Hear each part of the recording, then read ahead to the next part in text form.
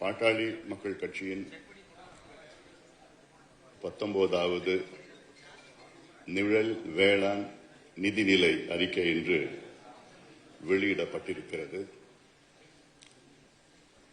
இன்று தமிழ்நாட்டில் மட்டுமல்ல, இந்தியாவிலே ஒரே ஒரு கட்சி மட்டும்தான் தொடர்ச்சியாக அரசுக்கு ஆவணங்கள் மூலமாக ஆலோசனைகள், அதிலும் ஒரு நிதிநிலை அறிக்கை தயாரிக்கின்ற தகுதி ஆட்சிக்கு வருவதற்கு முன்பாக செய்வதென்றால் அது ஒரு பெரிய ஒரு காரியம். இப்படி இந்தியாவில் ஒரு எந்த கட்சியும் செய்தது கிடையாது. அதுவும் தொடர்ந்து வேளாண் நிழல் நிதிநிலை அறிக்கை மற்றும் தமிழ்நாட்டில் உள்ள நிழல் நிதிநிலை அறிக்கை, தமிழ்நாட்டுடைய ஷேடோ பட்ஜெட், தமிழ்நாட்டினுடைய அக்ரிகல்ச்சரல் ஷேடோ பட்ஜெட். 19 வருஷமா வேளாணுக்கு நாங்கள் நிழல் நிதிநிலை அறிக்கை தயாரித்து வருகின்றோம். எங்களுடைய இந்த அழுத்தத்தின் காரணத்தால் தான் கடந்த திமுக ஆட்சியில முதல் முறையாக வேளாண் துறைக்கு தனியாக நிதிநிலை அறிக்கை அறிவித்தார்கள். இது எங்களுடைய கொள்கை, எங்களுடைய அழுத்தம். தொடர்ந்து இவ்வளவு ஆண்டு காலமாக செய்த செயலில்தான் தமிழ்நாட்டுக்கு இப்போது நிதிநிலை அறிக்கை வேளாண் துறைக்கு வந்ததுக்கு காரணமே முழுமையாக பாட்டாளி மக்கள் கட்சி என்ற எங்களுக்கு அந்த பெருமை இருக்கிறது. இப்போ நாங்கள் இந்த நிழல் நிதிநிலை அறிக்கையில் சொல்கின்ற செய்திகள் எல்லாம் தமிழக அரசுக்கு பல்வகையான ஆலோசனைகளை நாங்கள் வழங்குகின்றோம், வழங்கிக் கொண்டிருக்கின்றோம். தேர்தல் முடிந்து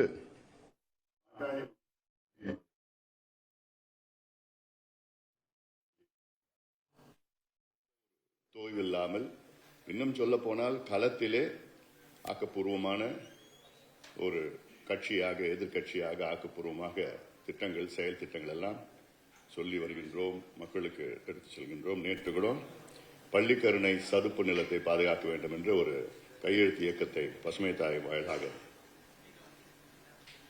அதை நாங்கள் அந்த இயக்கத்தை தொடங்கியிருக்கின்றோம். இந்த எங்களுடைய இந்த வேளாண் பட்ஜெட்டில்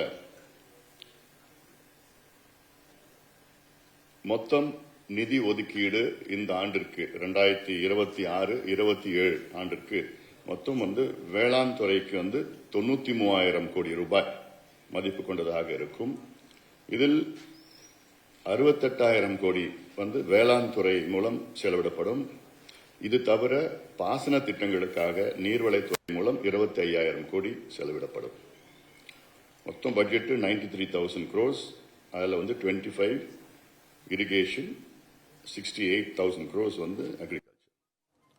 இதில் என்னன்னா, கடந்த திமுக ஆட்சி காலத்தில் கடந்த பட்ஜெட்டில், வேளாண் பட்ஜெட்டில் மொத்தம் தமிழ்நாட்டுக்கு வேளாண் துறைக்கு ஒதுக்கீடு என்பது 15,230 கோடி தான். ஒரு பட்ஜெட் போடுறாங்க, தனியா ஒரு பட்ஜெட் போடுறாங்க. அந்த பட்ஜெட்டுக்கு வெறும் 15,000 கோடி ரூபாய் வேளாண் துறைக்கு ஒதுக்கீடு செய்து அது ஒரு பட்ஜெட்டை போடுறாங்க. அப்புறம் எதுக்கு ஒரு பட்ஜெட்டை போடணும் தனியா?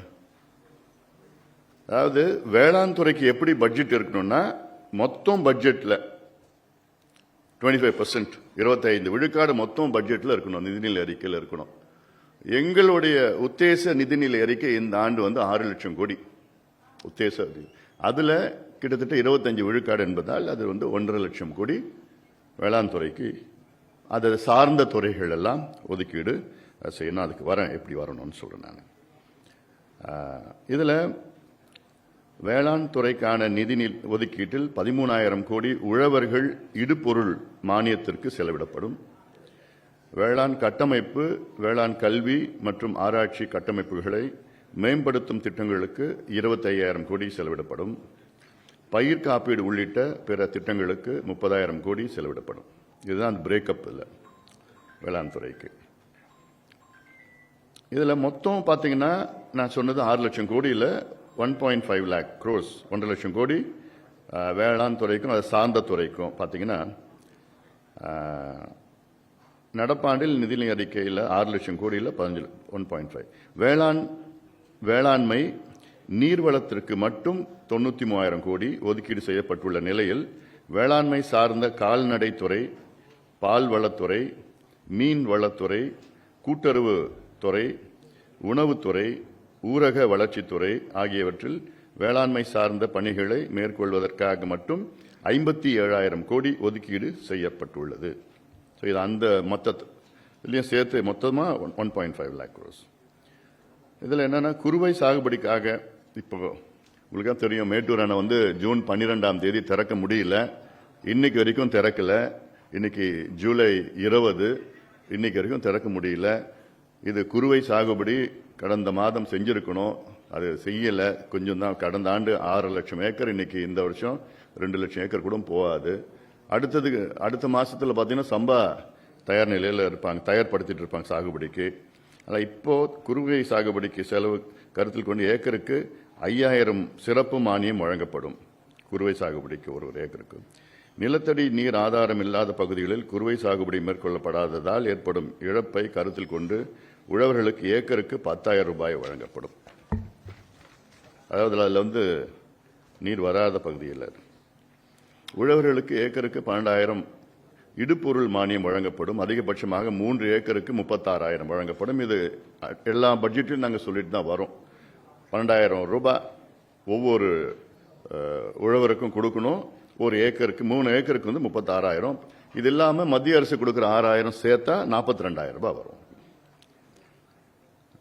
முக்கியமான எங்க பட்ஜெட்டில் முக்கியமானது என்னன்னா பயிர்க்கடன் முழுமையாக தள்ளுபடி. அரசே கடனை செலுத்தும். கூட்டுறவு வங்கிகளில் இருந்து உழவர்கள் வாங்கிய பயிர்க்கடன்கள் முழுமையாக தள்ளுபடி செய்யப்படும். இதற்கான தொகையை அரசே வெளிச்சந்தையில் இருந்து கடனாக வாங்கி கூட்டுறவு வங்கிகளுக்கு செலுத்தும். இது வந்து ஒரு 4 தவணையா செலுத்துவோம். ஏன்னா அந்த கடனை வந்து தமிழ்நாடு அரசு ஏற்றுக்கும். அதை வந்து ஒரு 3-4 தவணையாக நாங்கள் வங்கிகளுக்கு நாங்கள் செலுத்தி விடுவோம். இதைத்தான் இப்ப இருக்கிற அரசு, முதலமைச்சர் விஜய் அவர்கள் செய்ய வேண்டும். இதுதான் தமிழ்நாட்டில் உள்ள அத்துணை உழவர்களுடைய முதன்மை கோரிக்கை இருக்கிறது.